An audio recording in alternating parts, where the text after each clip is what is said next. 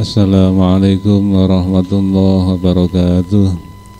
Bismillah, alhamdulillah, wassalatu wassalamu ala rasulillah wa ala alihi wa sahbihi wa mawalah. Amma ba'du, fala hawla wa la quwata illa billah. Anak-anakku sekalian yang berbahagia, alhamdulillah kita pada kali ini bisa bermuajahah, bisa bertatap muka secara daring untuk pertemuan yang kedua. Akan tetapi sebelum kita mulai, kita berdoa bersama-sama terlebih dahulu.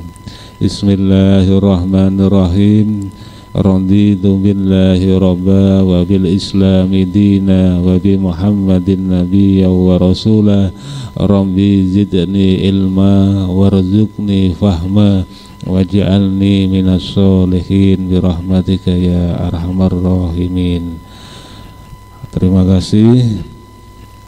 Untuk melanjutkan pelajaran yang berikutnya masih terkait dengan hikmah sholat. Kemarin pada waktu pertemuan pertama kita juga membahas hikmah sholat. Sekarang untuk pertemuan yang kedua juga masih tentang hikmah sholat, karena hikmah sholat itu banyak sekali.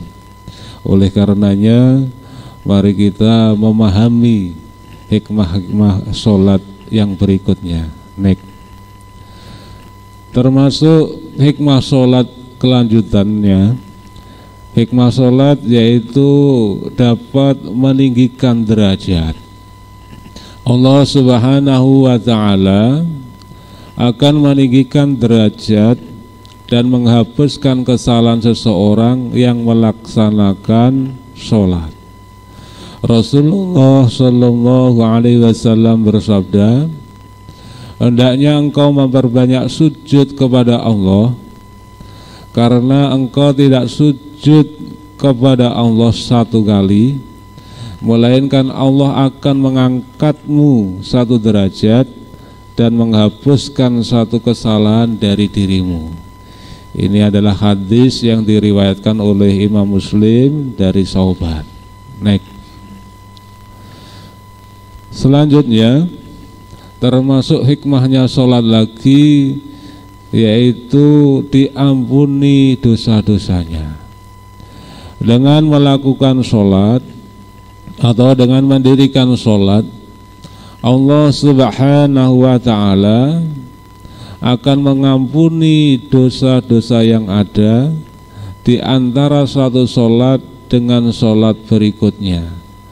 Sebagaimana Rasulullah Sallallahu Alaihi Wasallam bersabda, tidaklah seorang muslim berwudu lalu ia membangunkan wudunya, maksud kami ia menyempurnakan wudunya, ya, kemudian mengerjakan sholat, melainkan Allah Subhanahu wa ta'ala akan mengampuni dosa-dosa yang terjadi di antara sholat itu dengan sholat berikutnya. Hadis ini diriwayatkan oleh Imam Muslim dari Utsman. Jadi di antara sholat yang satu dengan sholat berikutnya itu apabila kalian melakukan kesalahan atau dosa, maka dosa-dosa yang telah kalian lakukan itu akan diampuni oleh Allah Subhanahu wa ta'ala. Selanjutnya, hikmahnya sholat lagi, yaitu adalah dapat membersihkan kesalahan dan dosa. Sholat dapat membersihkan diri dari kesalahan dan dosa yang dilakukan baik disengaja atau tidak. Sebagaimana Rasulullah Shallallahu Alaihi Wasallam bersabda, yang artinya, bagaimana pendapat kalian jika ada sebuah sungai di depan pintu rumah salah seorang di antaramu, lalu ia mandi di sungai itu setiap hari 5 kali sehari. Jadi ibaratnya di depan rumah kalian ada sungai, kemudian kalian mandi setiap hari 5 kali. Lalu pertanyaannya, apakah masih tersisa kotoran daripadanya, ya. Jadi andaikan orang itu mandi ya sehari 5 kali, itu apakah masih ada kotoran di dalam badan seseorang itu? Kemudian para sahabat berkata, tentu tidak akan tersisa kotoran sedikit pun, ya. Jadi meskipun kita melakukan mandi sebanyak 5 kali, tentu kan kotorannya sudah hilang. Lalu Rasulullah SAW bersabda, demikian perumpamaan sholat 5 waktu. Allah Subhanahu wa ta'ala akan menghapus segala kesalahan dengan sholatnya itu. Jadi dengan sholat 5 waktu seluruh dosa-dosa kita akan diampuni oleh Allah Subhanahu wa ta'ala, dengan catatan apabila sholat yang kita kerjakan itu betul-betul memenuhi syarat dan rukunnya. Jadi syarat dan rukunnya dipenuhi, kemudian adab atau tata keramanya itu juga dipenuhi. Hadis ini diriwayatkan oleh Imam Muslim dari Abi Hurairah. Selanjutnya lagi, hikmah dari sholat itu dapat melatih hidup secara tertib dan teratur.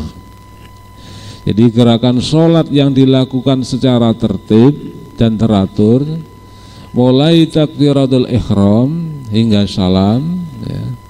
Bayangkan apa yang akan terjadi jika kita sholat menggunakan gaya masing-masing, ya. Orang Jawa menggunakan gaya Jawa, orang Madura menggunakan gaya Madura. Nah, ini tentu tidak efektif. Bukan keteraturan yang ada, namun amburadul, ya. Jadi kita tidak boleh melaksanakan yang demikian karena gerakan sholat sudah ada urutannya. Jadi gerakan sholat itu sudah ditentukan, bacaannya juga sudah ditentukan. Bahasa yang digunakan adalah bahasa Arab, tidak boleh menggunakan bahasa yang lain, ya. Ini sebagaimana Rasulullah SAW bersabda, "Shallu kama ra'aitumuni usolli," yang artinya sholatlah kalian seperti kalian melihatku sholat. Jadi kita dianjurkan untuk masalah sholat ini betul-betul mengikuti apa yang telah diajarkan oleh Rasulullah Muhammad SAW. Selanjutnya, hikmah dari sholat lagi, yaitu sholat dapat mengajarkan sifat tawadhu dan rendah hati, ya.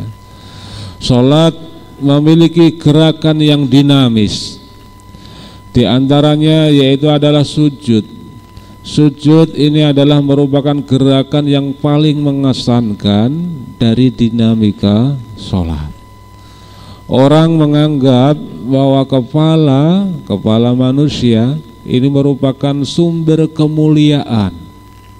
Akan tetapi ketika sujud, kepala dan kaki sama derajatnya. Jadi kepala kita taruh di bawah sejajar dengan kaki, ya. Itu ketika posisi sujud, ya. Bahkan setiap orang sama derajatnya ketika sholat. Jadi ketika sholat itu tidak ada bedanya apakah itu orang kaya atau orang miskin, orang mempunyai pangkat atau tidak, itu tidak ada bedanya. Ini mengandung makna bahwa dalam hidup kita harus tawadhu, harus rendah hati, ya. Tidak boleh takabur. Kalau takabur itu kebalikan dari tawadhu. Jadi tawadhu itu rendah hati, kalau takabur itu adalah sombong.